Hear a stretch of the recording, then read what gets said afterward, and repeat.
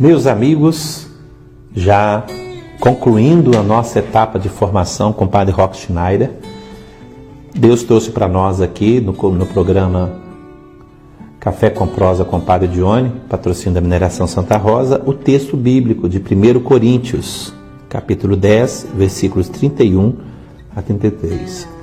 Muito interessante esse capítulo, esse versículo de Paulo aos Coríntios, porque ele é justamente uma palavra de consolo para nós.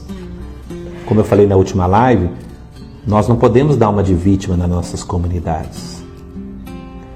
Nas nossas comunidades, nós não podemos ter lado a não ser de Jesus Cristo. Jesus é o centro da igreja, ele é o fundador da Igreja Católica. Não existe preferentismo ou uma marca de pessoalidade.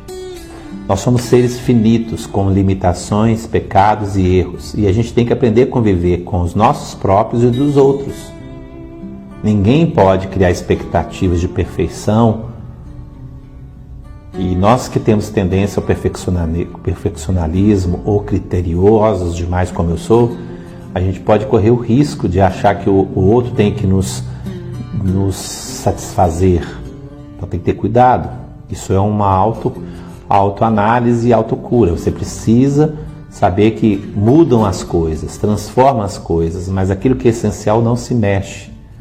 E o essencial é o seu segmento de discípula, missionários e missionárias. Não existe uma causa a não ser a do reino de Jesus Cristo, o reino dos céus, de Jesus de Nazaré, o projeto.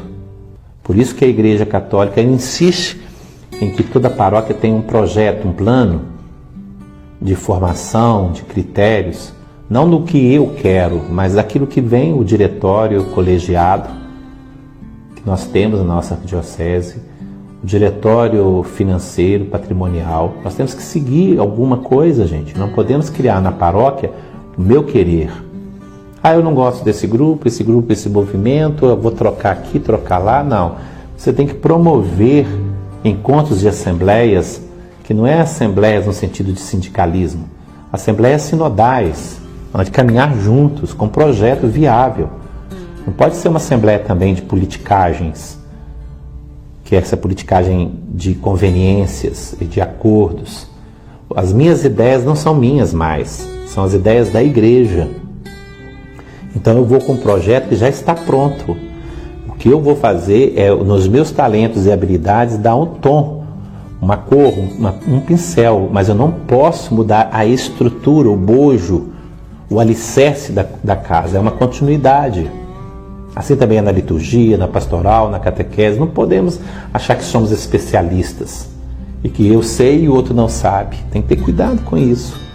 Tanto para nós padres como para os leigos, né? Os católicos, cristãos leigos, né? Tem que ter muito cuidado. E pode ser que isso passe de forma discreta ou velada. Talvez a pessoa não fale igual eu falo assim diretamente.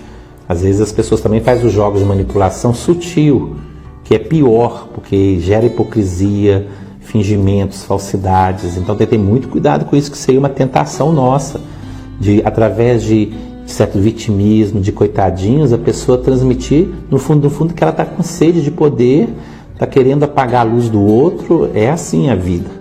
E Jesus enfrentou isso humanamente, não tem segredo nisso. Não é um escândalo, mas será escândalo que, tomando consciência, não mude. Rezando nas Sagradas Escrituras, na Bíblia, não deixe que o Senhor seja o centro da sua vida e o centro da vida da comunidade. Então, por isso nós temos duas mesas, a da palavra, que ilumina a mesa da Eucaristia, e a Eucaristia da palavra. São simultâneos.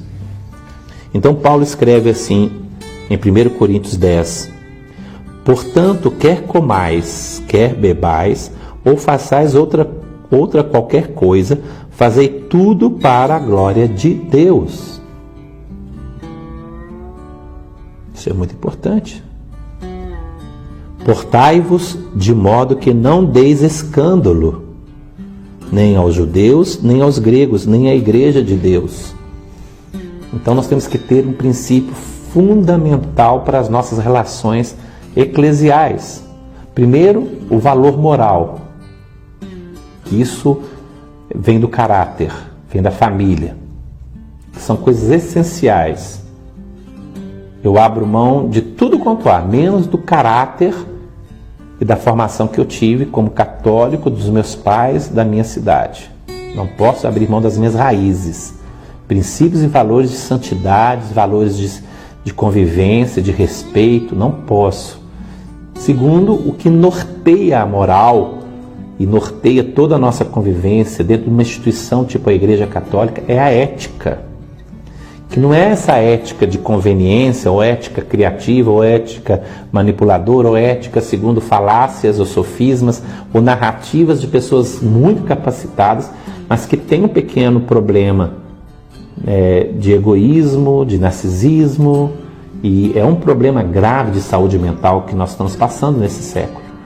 A saúde mental precisa ser vista pela Igreja Católica com as ciências psiquiátricas e psicológicas. Não tem como a gente jogar para debaixo do tapete problemas emocionais graves, tanto dos fiéis e leigos cristãos, como também da formação seminarística e da formação do clero, do episcopado, da vida da igreja. Nós não podemos desconsiderar a saúde como ciência psiquiátrica e psicológica, e usando todos os argumentos científicos para autorregulação e cura. É necessário, gente. A mente humana, o processo é perigosíssimo de adoecimento e leva a suicídios, a dependências químicas, a muitas loucuras, que faz parte da nossa finitude na matéria. Isso não tira a santidade da pessoa. A pessoa pode continuar sendo um piedoso e santo sacerdote, mas ele tem transtornos, ele tem problema. Então, sendo piedoso, religioso, pode muitas vezes ajudar, mas pode também adoecer. Isso é fundamental sabermos. E aí Paulo recomenda que a gente foque então na motivação. Por que eu sou padre? Para que eu quis me consagrar? A serviço de quê? De mim mesmo? De minhas vaidades? Do meu lucro? Por que eu sou sacerdote? Eu sozinho? Por que eu sou padre? Eu gosto de ser padre? Como que é isso? Gosto de ser padre para estar no altar, com as roupas. Eu gosto de estar na frente de tudo, ser o primeiro de tudo. Por que eu sou padre? Olha que coisa linda, né? Como também, diz aqui Paulo, como também eu em tudo agrado a todos. Olha a gentileza dele. Ser gentil, sem ser invasivo, sem faltar a ética. Não pode faltar a ética.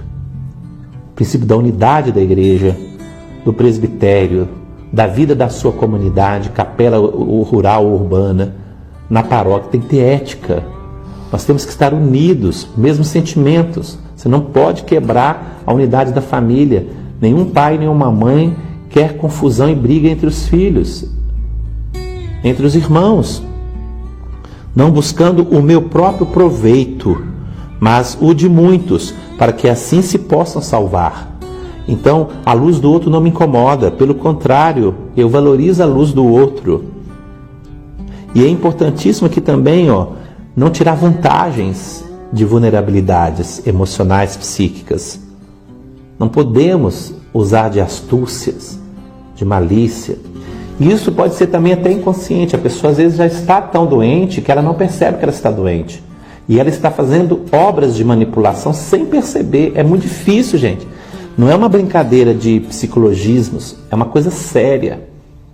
A pessoa às vezes ela pensa que está correta. Se você analisar os grandes personagens da história, do mundo, da civilização, você vê líderes, tanto da parte religiosa, civil ou militar, que achavam que estavam certos naquele posicionamento e fizeram coisas tremendamente desumanas. E na época de Jesus de Nazaré também teve esses casos, especificamente tanto na política, entre os próprios discípulos e na área religiosa do templo. E na vida de família também, que tinha pessoas desreguladas. Então é necessário você entender a Sagrada Escritura e a caminhada do povo de Deus como uma humanidade, mas sem Deus não tem como. Por isso que Paulo fala, portai-vos de modo que não deis escândalo. E o maior escândalo é isso, é a gente não ter essa sintonia, essa gentileza, essa simpatia, principalmente com Deus. Oração, jejum, penitência, rezar mesmo, gente, orar mesmo, profundamente, se entregar à presença de Deus. Paulo fala isso. Portanto, quer que eu faça qualquer coisa, até na gravação da web, tem que ser para dar glória a Deus. E por isso que a gente tem que levar a sério a saúde mental, para não cairmos nesse jogo que nós estamos vivendo atualmente.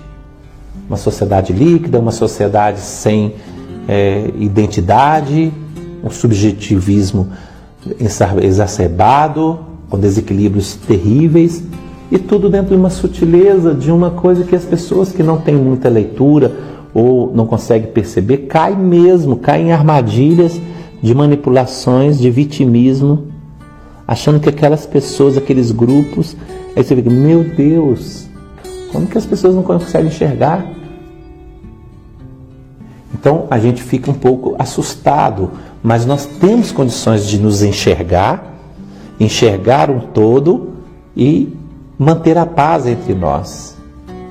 Então eu finalizo dizendo a vocês o seguinte: se é o segundo semestre chegando, vamos seguir novamente, vamos dar passos, não desanimar, não entrar. O Papa Francisco nos pede para ser, neste ano jubilar, peregrinos da esperança, não desistir, mas que nós temos muitos caminhos, com o pé no chão, nós temos uma igreja belíssima, temos pessoas de muitas habilidades, aproveitar e fazer uma grande mudança, uma nova primavera, mas com saúde, né? Nós precisamos de saúde. É o termo que eu encerro essa live, saúde. Então, que nós possamos ter um estudo mais aprofundado da antropologia integral para termos saúde. Vamos seguir. Salve Maria Imaculada, até a próxima, se Deus quiser.